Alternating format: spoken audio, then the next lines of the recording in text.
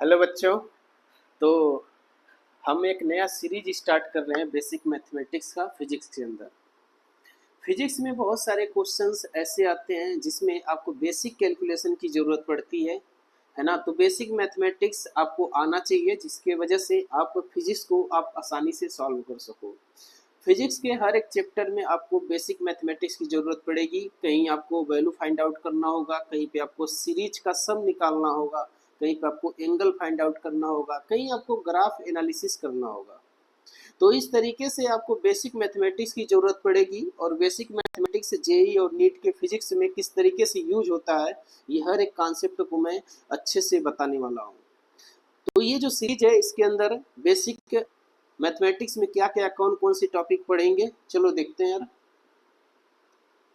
तो यहाँ पे आपके सामने टॉपिक लिखा हुआ है। तो इस टॉपिक में सबसे पहला जो है वो है बेसिक कैलकुलेशन, यानी प्लस माइनस डिवीजन मल्टीप्लिकेशन किस तरीके से करते हैं वो सारी चीज़ें देखेंगे। सेकेंड है अपने पास ट्रिग्नोमेट्री। ट्रिग्नोमेट्री के बारे में, यानी किसी भी एंगल को कैसे फाइंड आउट करते हैं और एंगल को मेजर कैसे किया जाता है, ये सारी चीज़ें सीखेंगे। उसके बाद आपके पास यहाँ पे कन्वर्जन है, रेडियन से एंगल में, रेडियन से डिग्री में और डिग्री से रेडियन में। उसके बाद एलजेब्रा, इसके अंदर हम लोग क्वाड्रेटिक इक्वेशन के बारे में सीखने वाले हैं। और उसके बाद अपने पास है एपीजीपी सीरीज, है ना। फिर बाइनोमियल थ्योरम है और उसके बाद है अपने पास बेसिक ज्योमेट्रिक फिगर, यानी आपको आपको ग्राफ के बारे में बताया जाएगा। तो सबसे पहला शुरू करते हैं बेसिक कैलकुलेशन के बारे में। ओके,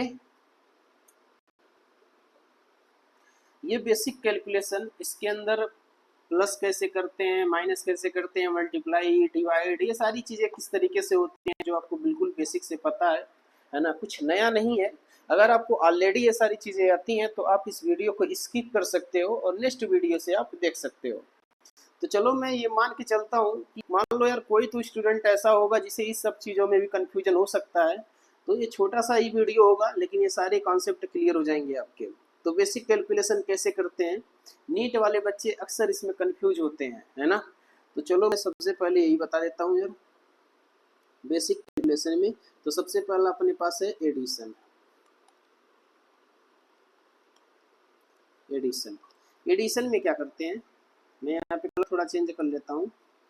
जैसे मान लो अपने पास दो नंबर है, अगर दोनों का सेम साइन है, जैसे प्लस प्लस है या माइनस माइनस है ना, तो आप क्या करते हो, आप इन दोनों नंबर को ऐड कर देते हो।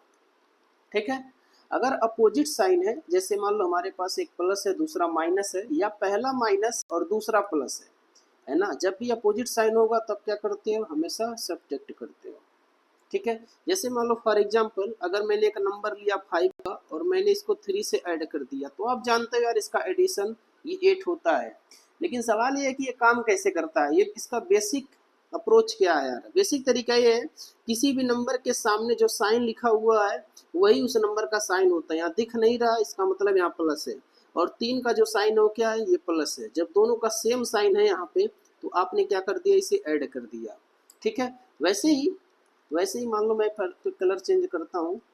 वैसे ही मान लो यार अपने पास यहाँ पे ये माइनस का 5 है और यहाँ पे माइनस का 3 है, ये दोनों का सेम साइन है, तो क्या करोगे, आप ऐड कर दोगे। पहले आप ऐड कर दो, फिर देखो इन दोनों में से किस नंबर का साइन बड़ा है, 5 का। 5 नंबर बड़ा है तो इसका साइन लगा देंगे। ठीक है। फिलहाल दोनों का सेम ही है लेकिन हम ऐसे मान के चलेंगे। मैं ऐसा क्यों बोल रहा हूँ समझाता हूँ। मान लो मैंने एक नंबर और लिया, यहाँ पे मैंने बोला 5 और माइनस का 3। यहाँ पे देखो यार अपोजिट साइन है, अपोजिट है तब माइनस कर दो, 2 कर दिया। और साइन उस नंबर का लेते हैं जो नंबर बड़ा है। कौन सा नंबर बड़ा है इसमें से, 5, तो 5 का साइन क्या है, प्लस, आपने प्लस लगा दिया। ठीक वैसे ही मान लो हमारे पास -5 है और प्लस का 3 है, इन दोनों में क्या करोगे आप, अपोजिट साइन है तो यहाँ पे माइनस कर देना है, माइनस कर दोगे। और साइन उस नंबर का लेंगे जो नंबर बड़ा है, दोनों में से कौन सा है, ये 5 है, और 5 का साइन आपको क्या दिख रहा है, माइनस, तो आप लगा दोगे माइनस। ठीक है।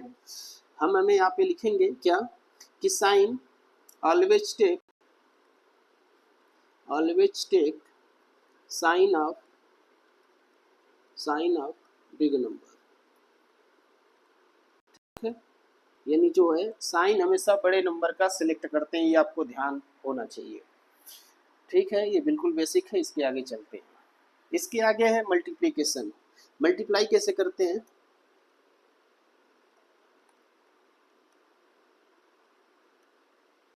मल्टीप्लाई जैसे मान लो यार अगर अपने पास सेम नंबर का सेम साइन का नंबर हो, जैसे प्लस और प्लस हो या अपने पास माइनस और माइनस हो, तो क्या करते हैं जब भी आप मल्टीप्लाई करोगे तो इसका आंसर हमेशा प्लस में पाओगे।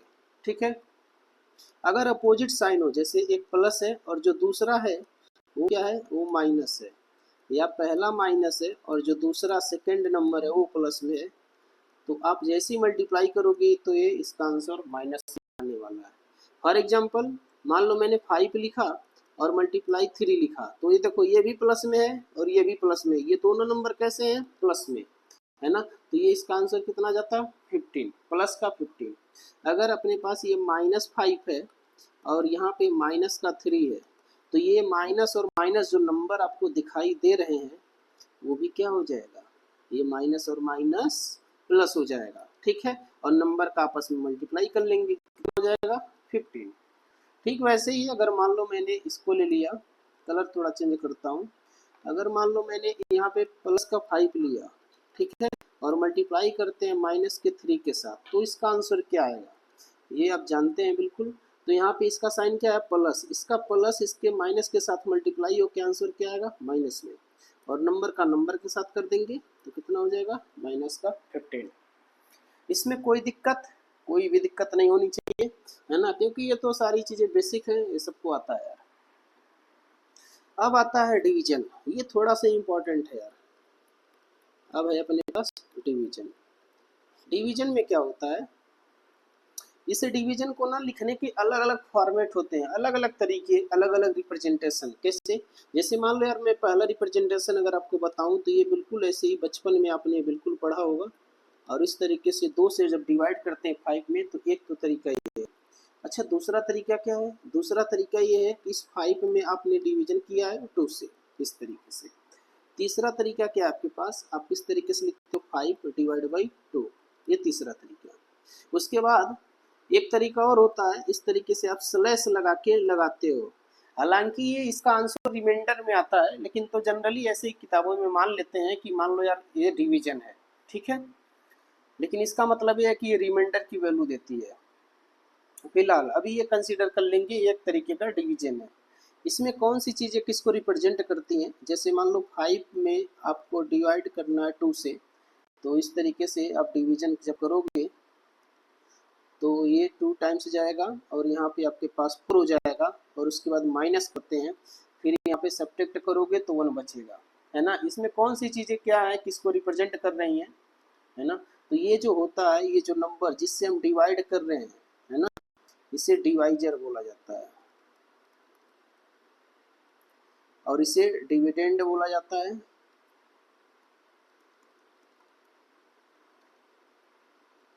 और इसे बोला जाता है कोसेंट।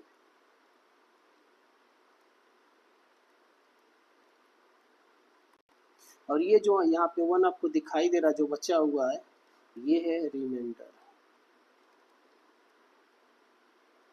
ठीक है, यहाँ पे जो इसका आंसर आएगा, अगर फाइनली आप आंसर निकालोगे तो आंसर क्या आएगा यार, अगर आप आंसर चेक करोगे 2 से डिवाइड करोगे तो ये 4 हो जाएगा माइनस में, और यहाँ पे 1 बचेगा, है ना। फिर पॉइंट आप लगाओगे तो यहाँ पे आपको एक 0 लगाना पड़ेगा, और ये 5 से फिर चला जाएगा तो ये कट जाएगा ओवरऑल। इसका मतलब मैं अगर आपसे पूछूं कि बताओ यार कि इसका आंसर क्या है, तो आप क्या बोलोगे, आप इसका आंसर बोलोगे 2.5 है। तो यही जो 2.5 आया है यही सबका आंसर हो जाएगा। जैसे मैं तुमसे पूछूं तो इसका भी आंसर 2.5, इसका भी 2.5, इसका भी 2.5। इस तरीके से हम डिवीजन को समझते हैं। इसके आगे चलते हैं। अब इसके आगे क्या है, कुछ नंबर्स ऐसे होते हैं जो डेसिमल वाले, उनको फ्रैक्शन के फॉर्म में अगर आप लिख के सॉल्व करोगे तो क्वेश्चन जल्दी से सॉल्व हो जाता है, कैलकुलेशन इजी हो जाता है। कैसे, जैसे मैं मान लो इस तरीके से fraction form, fraction form, fraction form में कैसे चेंज करते हैं, और चेंज करके देखते हैं। जैसे मान लो यार अपने पास एक नंबर है, ये मैं पहला पॉइंट लेता हूँ, अपने पास नंबर है 0.2, इसको मुझे फ्रैक्शन में बदलना है, तो मैं क्या करूँगा, एक डिजिट पे पॉइंट है तो डिवाइड बाई 10 कर दो, इसको आप कैंसिल करोगे तो ये आ जाएगा 1/5।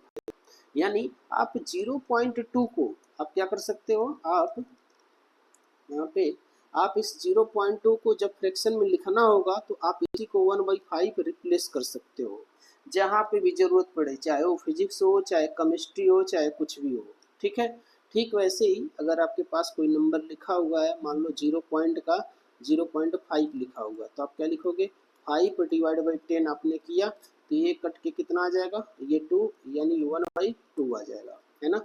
ऐसे ही तीसरा है आपके पास 0.4 कहीं पे आपने लिखा हुआ है, इसका मतलब ये 4 डिवाइड बाई 10 ये 2/5 आ जाएगा। ठीक है, ये 2 से कटेगा और ये 5।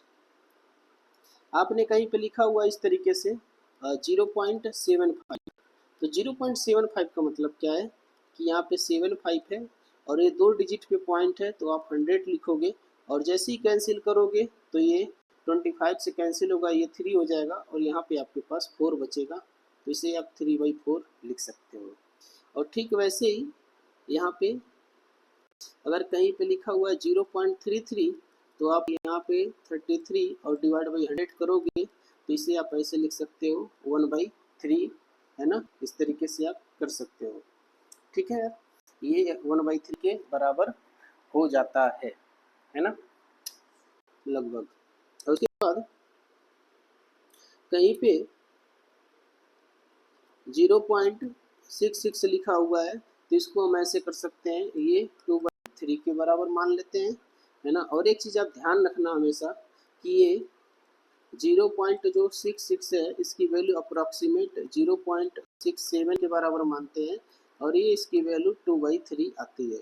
ठीक है, ये कैलकुलेशन में बहुत हेल्पफुल होगा। उसके बाद आपके पास है यहाँ पे आपने लिखा कहीं पे 1.33, इसका मतलब क्या है, आप क्या करोगे, इसे 1 और यहाँ पे 0.33 लिखोगे और इसको सॉल्व करोगे तो ये आपके पास आ जाएगा 1 प्लस, और 0.33 को क्या लिख सकते हैं यार, ये 1/3 लिख सकते हैं, तो आप लिखोगे 1/3, ये ओवरऑल आपके पास आ जाएगा 4/3।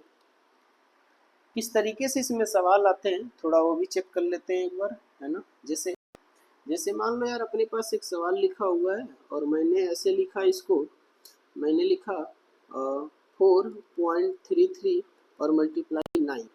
ठीक है, इसको मुझे सॉल्व करना है। ठीक है, ये हमारे पास क्वेश्चन है, इसको सॉल्व करना है, तो मैं क्या करूँगा, मैं देखूंगा कि नंबर लिखा कैसे है, तो नंबर क्या फॉर्म, तो आप क्या करो, इसे थोड़ा सा ब्रेक करो और जैसे ही ब्रेक करोगे तो आपके पास 4 प्लस 0.33 हो जाएगा और इसको मल्टीप्लाई करना पड़ेगा आपको 9 से। और अगर आप ऐसा लिख लोगे तो आप इसी 0.33 को 1/3 बोल सकते हो और मल्टीप्लाई 9 कर सकते हो। ये आपके पास कितना आ जाएगा, एलसीएम लेंगे तो ये 13 डिवाइड बाई 3 और मल्टीप्लाई 9 हो जाएगा, इसको काटेंगे इससे ये 3 हो जाएगा और यहाँ पे 39 इसका आंसर अप्रॉक्सीमेट आ जाएगा। ठीक है, एग्जैक्ट तो नहीं बोल सकते लेकिन यहाँ पे हम अप्रॉक्सीमेट 39 इसका आंसर निकाल देंगे। ठीक है यार, तो हम क्या बोलेंगे, इसका अप्रॉक्सीमेट जो आंसर है 39 है। इस तरीके से कैलकुलेशन का यूज करते हैं, है ना। आओ एक सवाल और देखते हैं। जैसे मान लो अपने पास एक सवाल है, बोला गया है कि मान लो 3.75 को मल्टीप्लाई करना है अपने को 1.33 से, इस तरीके से। अब इतना बड़ा नंबर है यार, ये 3 डिजिट का नंबर है, अगर आप मल्टीप्लाई करने जाओगे तो आपको टाइम लग जाएगा, है ना। तो आप क्या करोगे, इसे फ्रैक्शन के फॉर्म में लिखो, उससे क्या होगा, थोड़ा सा आसान हो जाएगा। कैसे, आप इस तरीके से 3 प्लस इस 0 से 0.75 को आप लिख सकते हो 3/4, आपने ऐसे लिखा। और इसको आप क्या लिख सकते हो यार, इसको लिख सकते हो 1 प्लस और 0.33 को 1/3, आप इसे 1/3 लिख सकते हो। यहाँ पे इसे मैं 1 बनाता हूँ और 1/3 लिख सकते हो। और इस तरीके से आप करोगे तो ये कितना हो जाएगा, 15 डिवाइड बाई 4, है ना। और ये कितना हो जाएगा, 3 3 1 4 यानी 4 डिवाइड बाई 3। ओके, आप इसे कैंसिल करो और जैसे ही कैंसिल करो, मैं कलर चेंज कर लेता हूँ, ये 4 से 4 कैंसिल हो जाएगा और 3 से कटेगा 15, कितना आ जाएगा 5। इसका आंसर क्या आ गया, 5 आ गया। मतलब क्या है, मतलब है कि अप्रोक्सीमेट जो वैल्यू आएगी वो 5 आएगा इसका आंसर। ठीक है, आप सोचो इतना बड़ा नंबर था, इसको कैलकुलेट करने में आपको टाइम ज़्यादा लग जाता। ठीक है, आंसर इसका छोटा सा है। तो आप इस तरीके से इसे फ्रैक्शन के फॉर्म में लिखोगे तो ये आसानी से हो जाएगा। ठीक है, आओ कुछ स्टैंडर्ड वैल्यू होता है उसको लिख लेते हैं यहाँ पे।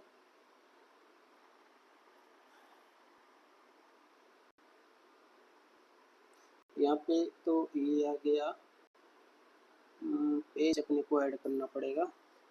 ठीक है, मैं थोड़ा सा पेज ऐड करता हूँ। ओके, अब अपने पास कुछ स्टैंडर्ड वैल्यू है यार, सम स्टैंडर्ड वैल्यू, कुछ स्टैंडर्ड वैल्यू है उसको देखते हैं क्या होता है। जैसे पहला, आपके पास कहीं पे √2 लिखा हुआ है ना, ये √2 लिखा हुआ है, और कहीं पे आपके पास √3 लिखा हुआ है, √4 तो आप जानते ही हो, कोई दिक्कत नहीं है, √5 है, और उसके बाद आपके पास पाई की वैल्यू है ना, और यहाँ पे आपके पास पाई स्क्वायर की वैल्यू है।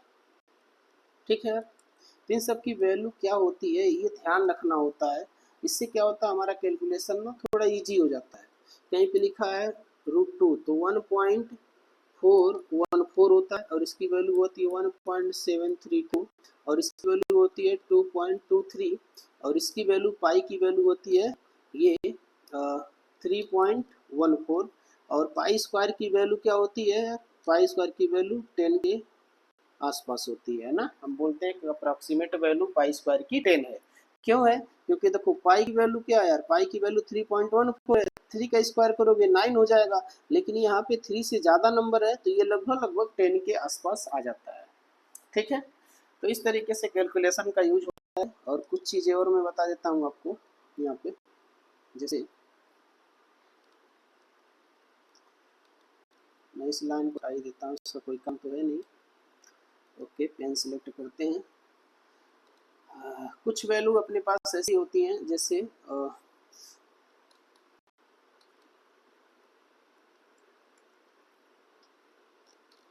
एक्सपोनेंट वाला है ना, तो आप ऐसे लिख सकते हो कि रूल्स फॉर एक्सपोनेंट।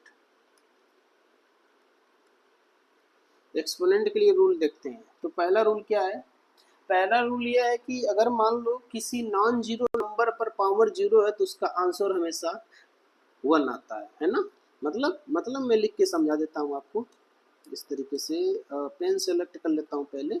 हाँ, कोई भी अगर नॉन जीरो नंबर है और इस पे पावर आपने जीरो लगा दिया तो इसकी वैल्यू हमेशा 1 आती है, ये आप ध्यान रखना। ठीक है, नॉन जीरो नंबर। अच्छा, नॉन जीरो नंबर मतलब जैसे फॉर एग्जांपल अगर आपने ले लिया इस तरीके से, मैंने एग्जांपल लिया, मैंने लिया एक 6 नंबर और इस पे पावर जीरो बोल दिया तो इसकी वैल्यू क्या आएगी, 1 आएगी। मैंने 8 ले लिया, इस पे पावर जीरो लगा दिया, इसकी वैल्यू 1। मैंने कोई माइनस में और फ्रैक्शन में भी ले लिया, इस पे पावर जीरो लगाया तो इसकी वैल्यू 1। ठीक है, इस तरीके से आप कोई एक्सप्रेशन भी लिख देते हो, जैसे 6 + 2 × 3 कर दिया आपने, और ये ओवरऑल पावर आपने जीरो लगा दिया तो भी इसकी वैल्यू 1 आ जाएगी, है ना। ध्यान ये देना है कि इस ब्रैकेट के अंदर हमेशा नॉन जीरो नंबर होना चाहिए, जीरो नहीं होना चाहिए। इसके अंदर हमेशा नॉन जीरो नंबर ही होना चाहिए। कभी भी आप ऐसा नहीं बोल सकते हो कि इसके अंदर जीरो है और आपने पावर जीरो लगा दिया तो इसकी वैल्यू 1 आ गई, है ना। ये हम नहीं बोल सकते हैं, ये गलत है, ये इनडिटर्मिनेंट फॉर्म होता है। तो ब्रैकेट के अंदर जीरो नहीं होना चाहिए, जीरो के अलावा कोई भी नंबर है तो हमेशा उसकी वैल्यू 1 आएगी।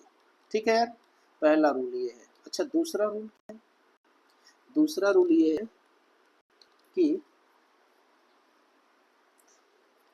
If base are same power add, है ना।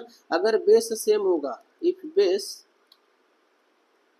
आर सेम, अगर बेस सेम होगा तो जो पावर होता है, power will be add, power क्या हो जाएगा, पावर हमेशा ऐड हो जाएगा। ये बी लिखा हूँ भाई और उसके आगे ऐड है ना। चलो एग्जाम्पल समझो। एग्जाम्पल में जैसे मान लो हमारे पास 9 लिखा है 10 की पावर 2 और मल्टीप्लाई 10 की पावर 3 है। ठीक है, ये सॉल्व करना अपने को। अच्छा, ये सॉल्व करना है तो देखो आप यहाँ पे जो दोनों का बेस है क्या है, सेम है। अगर बेस सेम है तो ये जो पावर आपको दिखाई दे रहा है इसको हम ऐड कर लेते हैं। तो बेस को एक बार लिखते हैं और जो पावर है उसको हम इस तरीके से ऐड कर लेते हैं 2 + 3, तो ये हो जाता है 10⁵ और ये आपका आंसर हो जाता है। ठीक है, अब नेक्स्ट पेज ऐड करते हैं इसमें। नेक्स्ट पेज कौन सा है? हाँ, ठीक है, ओके। अब ऐसे ही अपने पास एक और है पावर ऑफ पावर, है ना। उसके बाद यार power of power, power of power. अगर मान लो कि कोई नंबर आपके पास है इस तरीके से और इस पे कोई पावर है 2 का और होल पावर किसी ने 3 लगा दिया और आपसे बोला कि बताओ यार इसका आंसर क्या होगा, तो आप क्या बताओगे? तो आप क्या करोगे, दोनों पावर को जो अंदर है और जो बाहर है इन दोनों को आप क्या करोगे, मल्टीप्लाई कर दोगे। तो मल्टीप्लाई करके कैसे लिखोगे, 10⁵2 मल्टीप्लाई 3 हो जाएगा और ये 10⁶ हो जाएगा और यही इसका आंसर हो जाएगा। और एग्जाम्पल देखो, जैसे मान लो कहीं पे लिखा है आपके पास यहाँ पे 16 है ना, और यहाँ पे आपने लगा दिया है 2 और होल पावर क्या है, होल पावर है 1/4। तो आप क्या करोगे, आप इन दोनों को मल्टीप्लाई करोगे, आप लिखोगे 60 और मल्टीप्लाई 2 का 1/4 के साथ। तो यहाँ से क्या होगा, समझो इस बात को, थोड़ा कलर चेंज करते हैं। तो मैं 2 से कैंसिल कर सकता हूँ इस 4 को, तो अपने पास 2 बचेगा, मतलब ओवरऑल 16 की पावर 1/2। और 1/2 का मतलब क्या होता है यार, 1/2 का मतलब होता है रूट, और जब जानते हो रूट की वैल्यू क्या आ जाएगी 4, इसका मतलब 4 आपका आंसर है। इस तरीके से ओके, ये बात आपको समझ में आनी चाहिए। ठीक है, उसके बाद एक और रूल समझाता हूँ मैं आपको। ऊपर देखो, यहाँ पे ऊपर एक और रूल है, ये निगेटिव पावर। निगेटिव पावर क्या होता है, इसको भी आप देख ही लो। निगेटिव पावर क्या है, जैसे मान लो अगर कोई नंबर लिखा हुआ है x⁴n है और आप इसे जब नीचे लेकर जाओगे तो जो पावर होता है वो माइनस में चला जाता है। जो पावर होता है कहाँ जाता है, माइनस में। अगर मान लो कहीं पे लिखा हुआ है 1/x⁴n और ये जब ऊपर आएगा तो माइनस में हो जाएगा। मतलब क्या है, मतलब ये है कि पावर अगर प्लस में रहेगा तो ऊपर जाते टाइम निगेटिव हो जाएगा, अगर निगेटिव रहेगा तो पॉजिटिव हो जाएगा। ठीक है, ऐसा ही रिवर्स होता है, अगर कोई ऊपर है नीचे आता है तो प्लस से माइनस, माइनस से प्लस हो जाता है। ये बिल्कुल बेसिक रूल है यार, ये पता होना ही चाहिए। उसके बाद अपने पास ये मैं कलर येलो ले लेता हूँ। जैसे मान लो मेरे पास लिखा हुआ है 10⁵, मैं इसे नीचे ले जाकर लिखना चाहता हूँ, तो 5 पहले क्या था, 5 पहले प्लस में था, अब यहाँ पे माइनस में आ जाएगा। बस इतना सही करना है आपको। कहीं पे लिखा है मान लो 10⁻⁻7, जब आप इसे नीचे लेकर जाओगे तो 10⁻+7 हो जाएगा। ठीक है, इस तरीके से। कहीं पे लिखा हुआ है आपके पास x⁻−3, तो आप लिख सकते हो 1/x⁻3। बस ये सिंपल सा कॉन्सेप्ट है। ठीक है, इस तरीके से आप नेगेटिव पावर का यूज कर सकते हो, है ना। आओ कुछ क्वेश्चन करते हैं।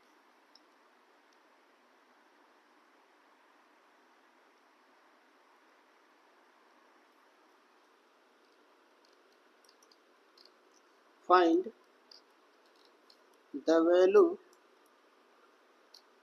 ऑफ, कहीं पे लिखा हुआ मान लो 3⁻2 और प्लस 3⁻3, ये इसका आंसर क्या होगा, तब क्या बताओगे?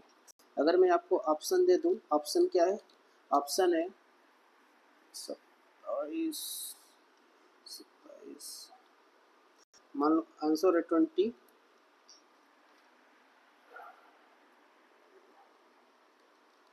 33 और उसके बाद 3⁵5 और उसके बाद डी, इसके वैल्यू 0। तो आप आंसर क्या दोगे? आपके हिसाब से आंसर क्या होना चाहिए? आप देखो ध्यान से, यहाँ पे ये दोनों का बेस तो सेम है, लेकिन ये दोनों कैसे हैं, एडिशन में है, मल्टीप्लाई में नहीं है। जब मल्टीप्लाई में होता है तभी बेस ऐड करते हैं। अगर ऐसा है तो आप क्या करोगे, इनकी वैल्यू को ओपन करोगे, कितना हो जाएगा 9 और प्लस इसकी वैल्यू क्या हो जाएगी 27, आप ऐड करो। ऐड करोगे तो कितना आ जाएगा 36, ये 36 आ जाएगा। तो यहाँ पे कोई ऑप्शन नहीं मिल रहा है, तो एक ऑप्शन मुझे ये देना चाहिए था 36। ओके, और सॉरी 36 से मेरे को देना है, अरे ठीक है मैं ऑप्शन फिर से लिख देता हूँ, कोई दिक्कत की बात नहीं है। मैंने ऑप्शन गलत लिख दिया बाय मिस्टेक। ओके ठीक है, ये बात आपको समझ में आनी चाहिए। एक और तरीके का प्रॉब्लम आता है और वो भी आप देख लो, है ना, वो कैसे होता है यार। जैसे आपसे सवाल ऐसे पूछा जाएगा इस तरीके से, इफ 2 की पावर x बराबर 2 की पावर 6 माइनस एक्स, है ना, then find value of x। तो आपको x की वैल्यू निकालनी है, बस इतना सा सिंपल सा सवाल है। ऐसे प्रॉब्लम में क्या करते हैं, ऐसे प्रॉब्लम में चेक करते हैं यार, अगर आपको इक्वेशन टाइप कुछ ऐसा दिया गया है तो आप दोनों का बेस देखो, इन दोनों का बेस क्या है, बेस सेम है। अगर ये बेस जो है वो सेम है, बेस क्या है, सेम है, अगर बेस सेम है तो पावर हमेशा इक्वल होता है, पावर विल बी इक्वल, है ना। अगर बेस सेम है तो पावर क्या हो जाएगा, इक्वल हो जाएगा। अच्छा इसका पावर क्या है, इसका पावर आप देखोगे तो x है और इसका पावर क्या है 6 माइनस एक्स है, तो दोनों के पावर को हम बराबर कर देते हैं। चलो बराबर करते हैं, इसका x था और इसका क्या था 6, इधर जाएगा तो ये 2x हो जाएगा और यहाँ पे 6 बचेगा, तो x की वैल्यू आपके पास क्या आ जाएगी, ये आपके पास 3 आ जाएगी। ठीक है, इस तरीके से इसको सॉल्व करते हैं और ये इसका आंसर हो जाता है, बिल्कुल बेसिक सा, इसमें कुछ अलग है नहीं। अच्छा एक दूसरा सवाल यार, अगर आपके पास कहीं पे लिखा हुआ है 2 की पावर x और यहाँ पे आपके पास है 4 की पावर, यहाँ पे 4 की पावर मैंने लिखा 20 और माइनस का 2x, है ना, और उसमें आपसे पूछा गया कि फाइंड x की वैल्यू पता लगाना है, तो आप क्या करोगे। अब आपके दिमाग में चलेगा यार बेस तो सेम है नहीं, तो क्या करें। तो सबसे पहले आप एक काम करो, बेस को सेम बनाओ। ये दोनों बेस अभी अलग अलग हैं, सेम नहीं है।